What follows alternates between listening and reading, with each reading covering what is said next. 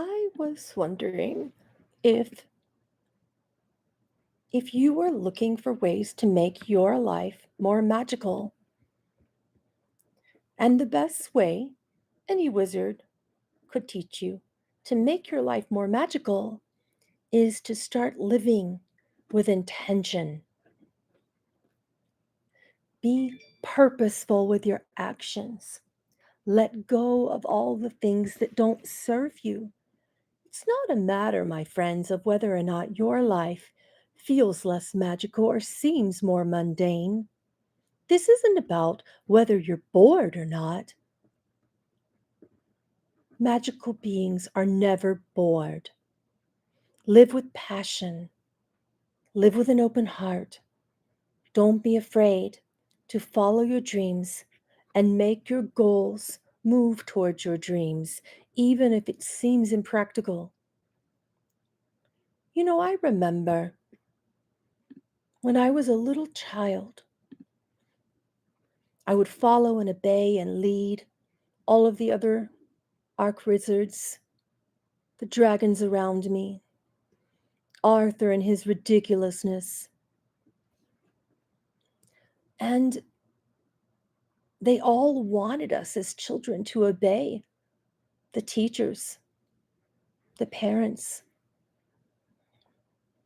Their ideas and beliefs became ours by default because when we're children, we don't have the ability yet to look inside of ourselves and see a world that is unlimited, that is illuminating with magic. But we know it's there, and we know it's loaded with magic. We feel it. And when we're children, a child's mind attempts to manipulate his personal world using a wonderful, colorful imagination. But being so small as children, well, this would be the only way we could try to bend reality.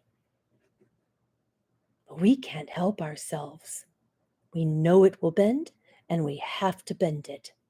We have to do it. We have to color outside of the lines. Our imaginations must create new realities for us. My friends, this process cannot be stopped. Work shouldn't stop it. How you make your living shouldn't stop it. You are creators, and you must create, as all good wizards will, do, and shall. But on a typical day, in a modern world, you wake up, and perhaps you make up a world that differs from what your eyes see and what your ears hear. So, yes, of course, you want to bend it with your vivid imaginations. And then you're told by society to stop dreaming without realizing it. When you're children, you're practicing for the future and for a kind of mastery that you couldn't possibly understand when you're a child. And that mastery is one of your natural birthrights. I call this birthright the wizardry of your extraordinary self. And if we are fortunate as children, we veer off the beaten path of default living and doing things only because you're told to. We develop a sense of individual self as magical beings. And if we are fortunate, over time, we drop the ideas that don't serve us and we create new ones that do. And we refuse to settle for an in between what doesn't serve and what does. There's no pacification of the powerful magical soul. We respond to situations and experiences from a place of internal wisdom of the self. not circumstances and events surrounding us and making it magical or boring. Magic is your job. It is your responsibility. And everything is a spell. Are you a spellcaster? Or are you wrapped up in everyone else's spell? Is your spell a dream or is it a curse? Words are spells, beliefs are spells. What you manifest came from an original spell at some point, even if you do not recognize it as your own.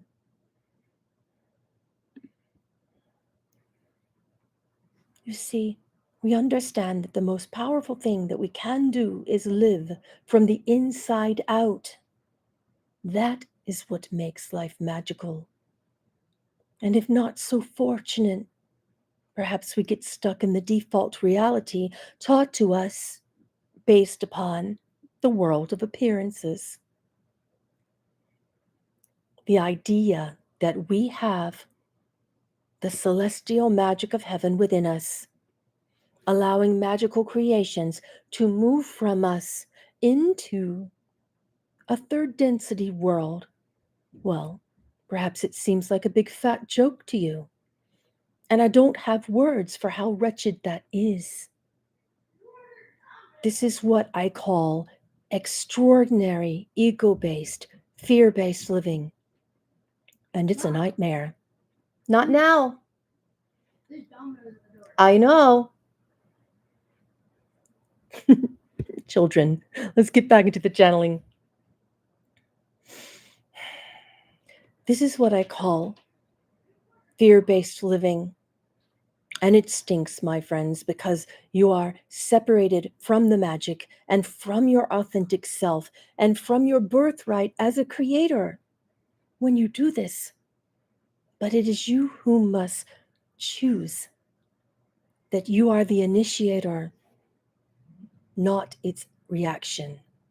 You are the spellcaster, not the cursed. If you live from the outside in, which is what this lifestyle requires of you in these changing times, you can never really know or own your true power as an extraordinary magical wizard. And in fact, you will mistakenly accept yourself as ordinary, and that would make me quite sad. When you want to know whether you're living an extraordinary life from within your soul or a life from the outside, based upon the standard curse of your default culture, you may call that your default thought system, consider this.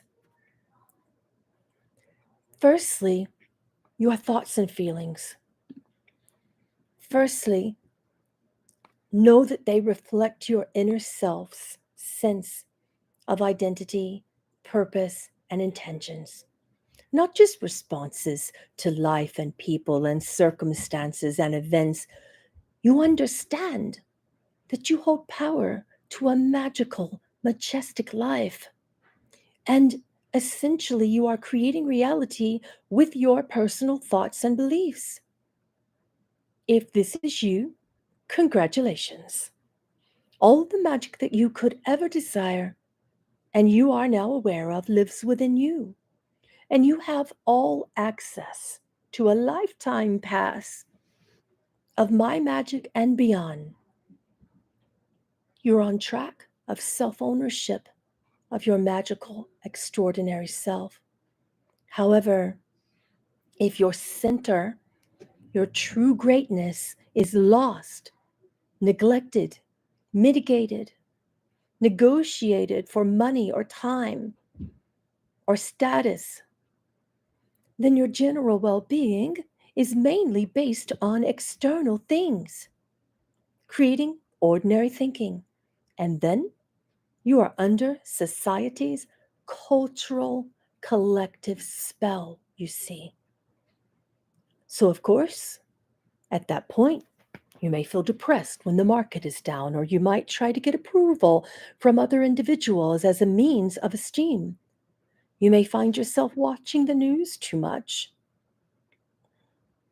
getting your panties in a mental twist about things you feel on autopilot instead of recognizing that you have a choice.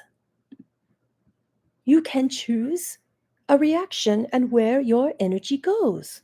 Instead of managing your emotions, you let your emotions manage you by default, and then you're off to the races. What a bummer. Thankfully, you can change it. Also, remember, you experience a stable sense of soul and well being when you can just know that you have an expression of self awareness. Then that is your foundation. Your life is no longer a volatile roller coaster ride. And when negative things happen, your response to them differs from that of people who are unaware. And then as you look at life's obstacles and you recognize that they are opportunities in hiding, magic waiting for a stirring, instead of good or bad, you can create certain strategies from your thoughts that help you respond appropriately. Energetically pleasing situations will arise, and energetically unpleasing situations will arise. Know this. There is much more to do. We love you. Bye bye.